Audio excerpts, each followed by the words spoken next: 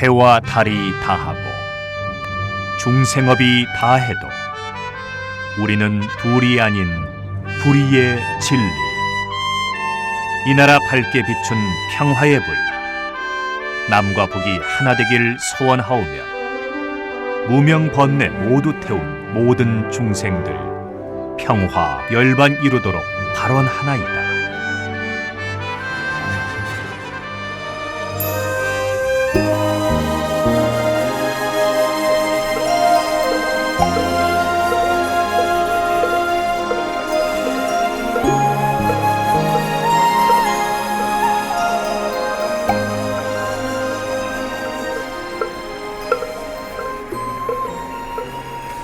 선무회자 스님과 마음으로 찾아가는 108산사 영상순례, 오늘은 그 33차로 지리산 연곡사로 찾아갑니다.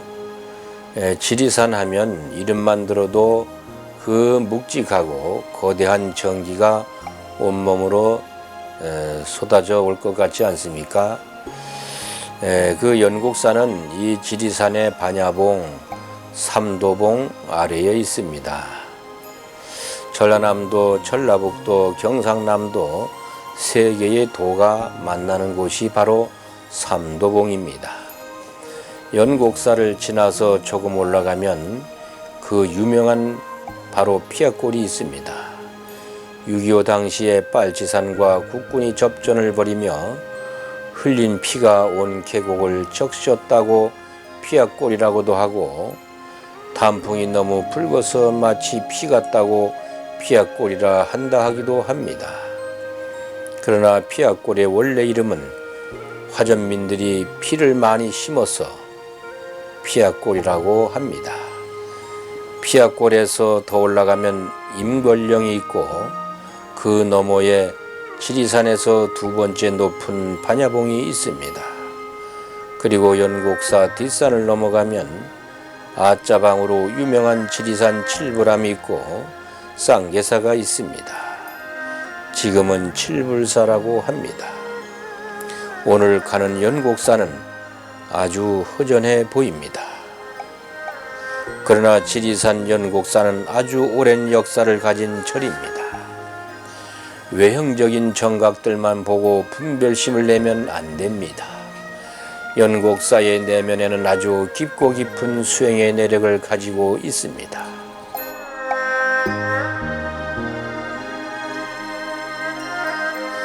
고승대덕들이 이 절에 계셨던 곳이고 수없이 오랜 세월의 당당한 절이었습니다. 지금은 6.25를 비롯해 각종 전란의 표허가 된 것을 이제 복구하고 있습니다. 그러나 연곡사는 국보가 2개, 보물이 4개나 있습니다. 연곡사 법당 참배는 물론이지만 법당 뒤에 있는 국보를 반드시 보시기 바랍니다. 이것을 보지 않고 연곡사를 순례했다는 것은 거짓말이 됩니다.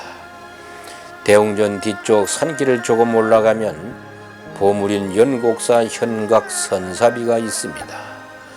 이 비는 고려경종 4년인 서기 979년에 만들어졌습니다. 전에 KBS 역사 드라마 천추태후가 있었죠.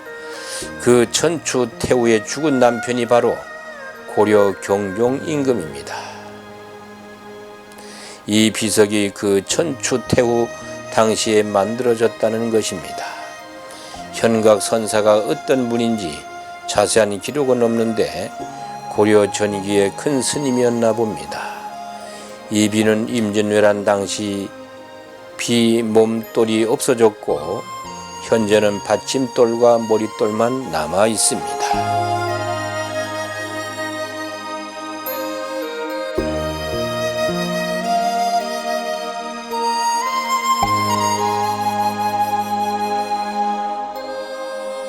이 비석은 그냥 한번 휙 둘러볼 것이 아니고 반드시 돌 거북의 뒤쪽에서 거북의 등 쪽을 보시기 바랍니다. 우리나라에서 이렇게 조각된 하나뿐인 돌 거북인데 돌 거북의 등에는 날개를 달고 있습니다. 아니, 물에 사는 거북이가 날개를 달고 있다니 뭔가 심상치 않은 것을 이야기하려는 것임을 알 수 있습니다. 그렇습니다. 이 돌거북이는 날개를 저어서 천상으로 날아오르는 것을 보여줍니다. 천상이 어디입니까? 바로 우리가 이상향으로 생각하는 극락을 의미하는 것입니다. 자기 등에 신고 있는 선사를 극락으로 모시고 날아오르게 하겠다는 석수장이의 의지가 표현된 것입니다. 또 당시의 스님들이 그런 뜻을 담아 디자인한 것입니다. 그래서 물에 사는 거북에게 날개를 달아준 것입니다.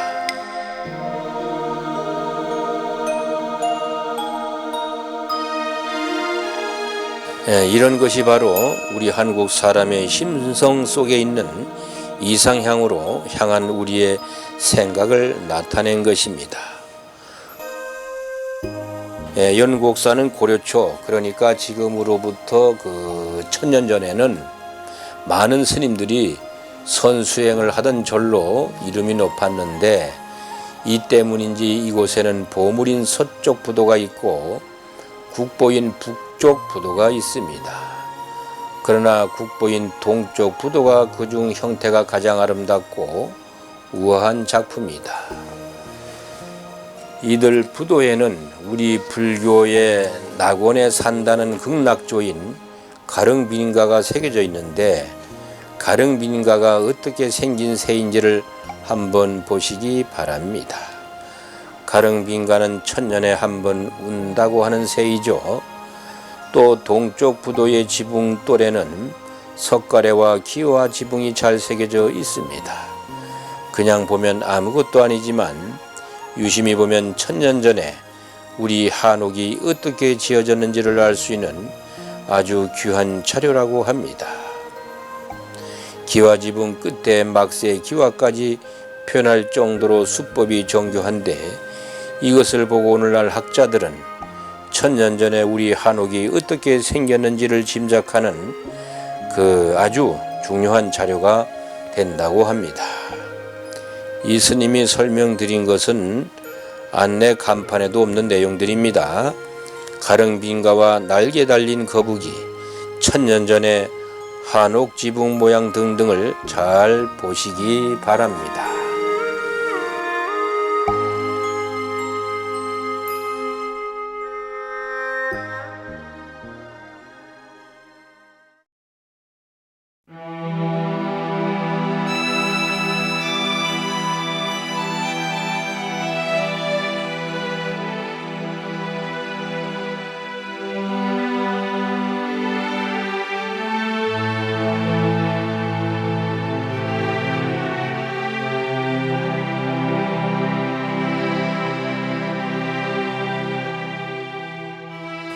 오늘의 법문은 나를 찾는 108기도문 제33배에 대한 법문입니다. 그러면 이 스님이 33배를 두 번 읽어보겠습니다. 남의 재물과 모든 생활을 엿보고 나의 것으로 만들기 위해 욕심을 부리지 않겠나이다. 남의 재물과 모든 생활을 엿보고 나의 것으로 만들기 위해 욕심을 부리지 않겠나이다. 이것은 천수경에 나오는 시박참회의 하나인 탐해중재 금일차 참회의 탐회를 나타낸 말입니다. 지난번까지 계속해서 법문한 것이 바로 10가지 업에 대한 내용이었지요. 중생은 윤회의 사슬에서 벗어나지 못하는데 그것은 바로 업 때문이라고 합니다. 이복의 친구, 살아있는 게 무언가? 숨 한 번 들여 마시고 마신 숨 다시 뱉어내고 가졌다 버렸다 버렸다 가졌다. 그게 바로 살아있다는 증표 아니던가. 그러다 어느 한순간에 들여 마신 숨 내뱉지 못하면 그게 바로 죽는 것이지. 어느 누가 그 값을 내라고도 하지 않는 공기 한 모금도 가졌던 것을 버릴 줄 모르면 그게 곧 저승가는 것인 줄 뻔히 알면서 어찌 그렇게 이것도 내 것, 저것도 내 것, 모두 다 내 것인 양 움켜쥐려고만 하시는가?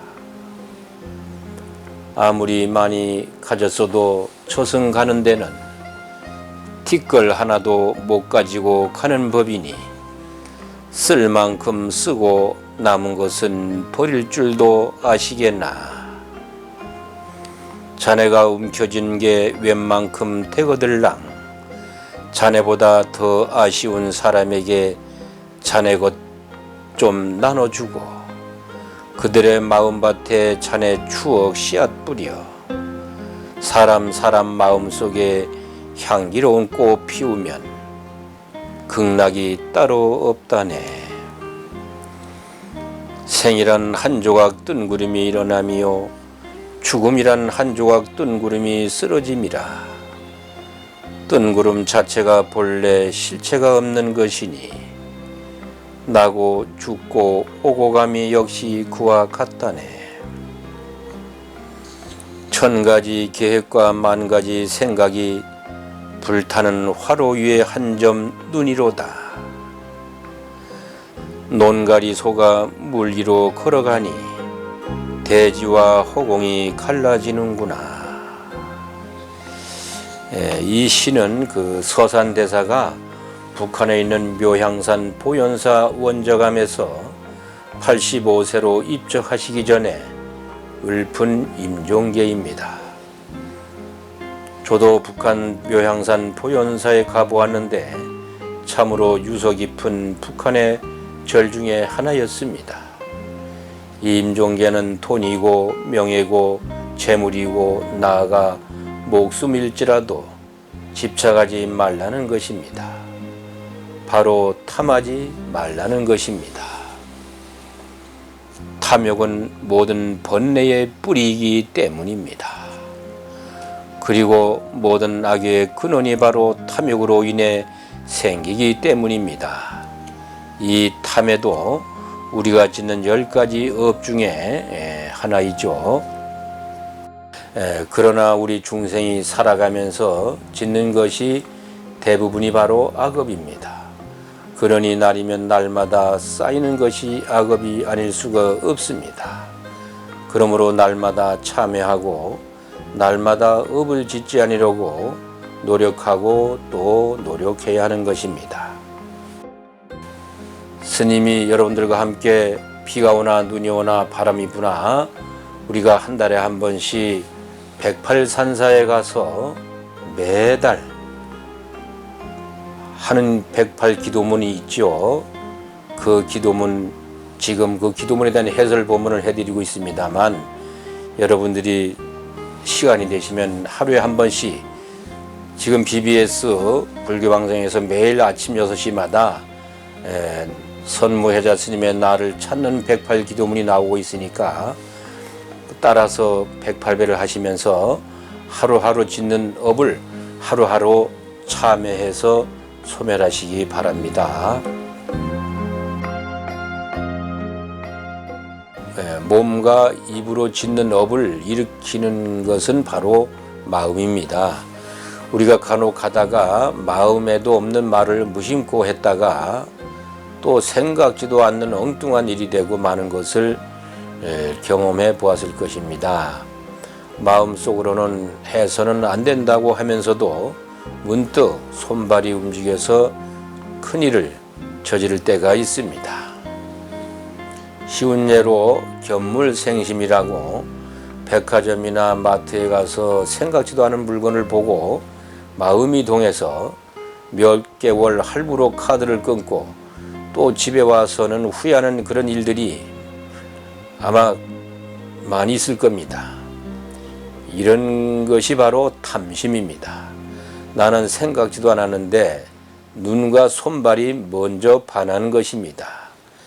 매사가 다 그렇지만 특히 수행을 하는 불자는 먼저 마음을 가다듬고 나서 거기에 따라서 말하고 또 몸으로 행동하는 것을 익혀야 합니다.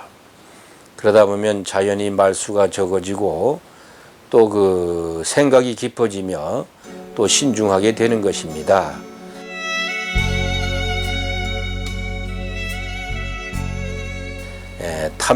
탐이라는 것은 자기 것이 아닌 남의 것을 탐내는 것이죠.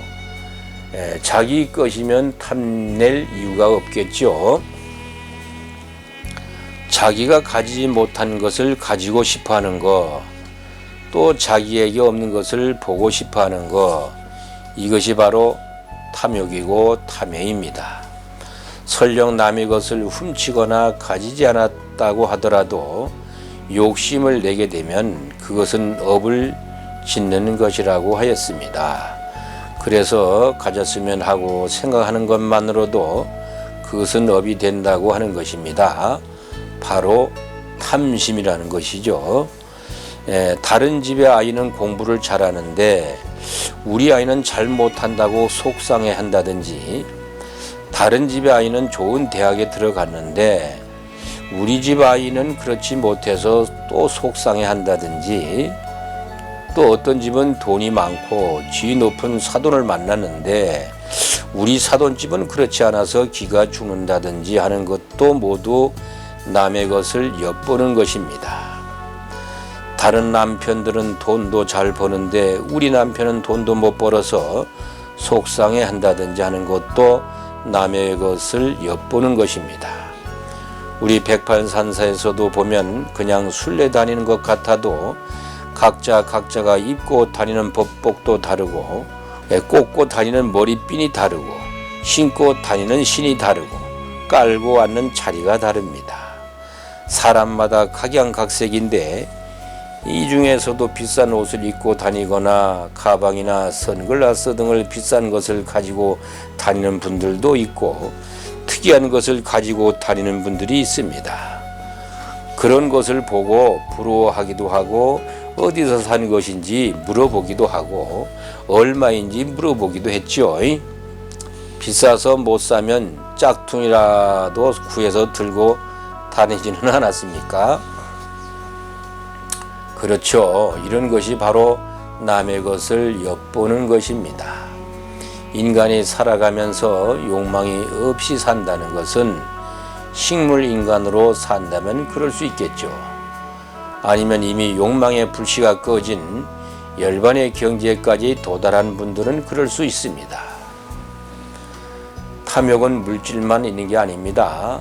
눈에 보이지 않는 명예욕이라든지 또 허세, 남 앞에 우쭐대는 거, 또 출세욕, 권력욕, 또 자리욕, 잘난 체 하는 거, 아는 체 하는 거, 가진 체 하는 거, 있는 척 하는 거, 이런 것들은 모두 탐심에서 나온 것이며, 탐심은 무엇인가를 애타게 찾는 그 가래에서 나온다고 하였습니다.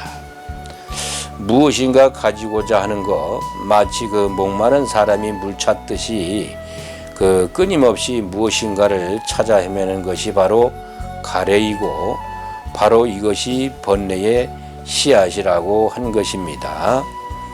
욕망은 결국 내가 존재한다고 생각하기에 생기는 것이라고 우리 그 108기도문에도 있죠. 바로 그렇습니다. 잠깐 인연 따라 존재하다가 지수화풍으로 돌아가는 이 몸뚱이를 위해 우리는 얼마나 괴로운 일이 많습니까? 아프면 돌보아야지, 또 옷 입혀야지, 그것도 좋은 옷 입혀야지 하고, 또 좋은 집에 살아야지, 또 좋은 차 타야지, 좋은 거 구경해야 하지, 높은 자리에 앉아야 하지, 또 좋은 것 먹어야 하지. 얼마나 이 몸뚱이를 위해서 우리는 괴로운 일상을 살아야 하는지 한번 생각해 보세요.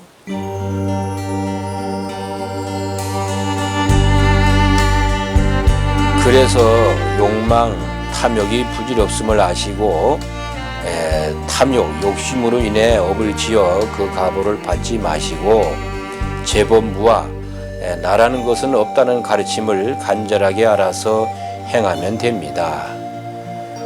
저기 당나라 때 조가선사라는 분이 계셨는데 하루는 그 백거이라는 학자가 와서 불교라는 어떤 것입니까? 하고 물어보았답니다. 그 선사께서 하시는 말씀이 재앙막작 중선봉행이라고 하였습니다. 그게 무슨 말인고 하니 모든 악을 짓지 않고 모든 많은 선을 행하는 것이라고 하였습니다. 그러자 그 백거이가 그런 것이라면 3살 된 아이도 도를 얻겠습니다 하고 하자 조가선사는 3살 된 아이도 도를 얻을 수는 있겠지만 80살 된 노인도 행하기는 어렵다네 라고 하였답니다. 3살 먹은 아이도 도는 얻을 수 있지만 3살이 아니라 80된 노인도 행하기는 어려운 것이 바로 악을 짓지 않고 선을 행하는 것이라는 말입니다. 불교가 어려운 것이 아닙니다.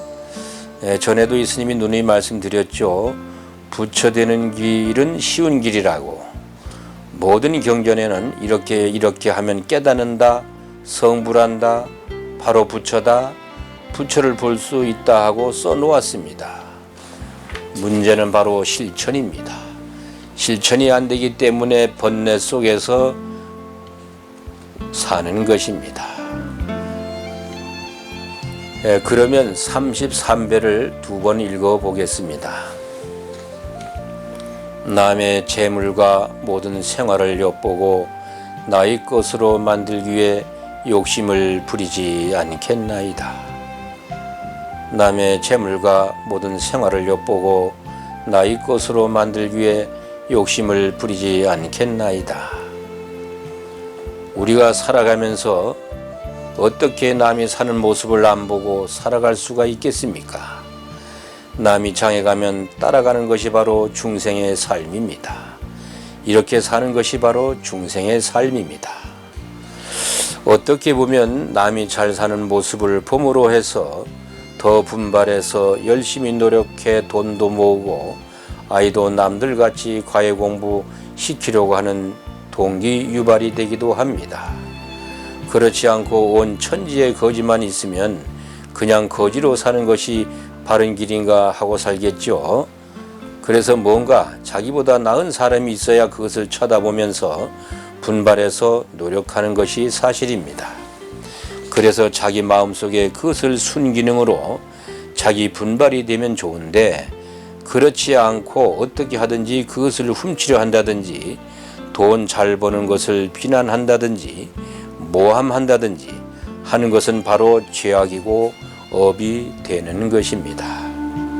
똑같은 사물을 보면서 순기능적으로 그것이 나에게나 이 사회에 도움이 되게 생각하는 사람이 있는가 하면 반대로 그것으로 인해 내가 가지지 못한 것을 한탄하고 나는 무능력하다고 자기를 비하하면서 괴로움에 빠지거나 또 그런 남의 생활을 비난하고 흠잡으면서 모함하는 사람도 있습니다. 결과적으로 자기 분발의 동기를 얻은 사람은 언젠가는 자기도 그렇게 될 수가 있지만 자기 비하로 포기한 사람은 낙오자가 되기 마련입니다.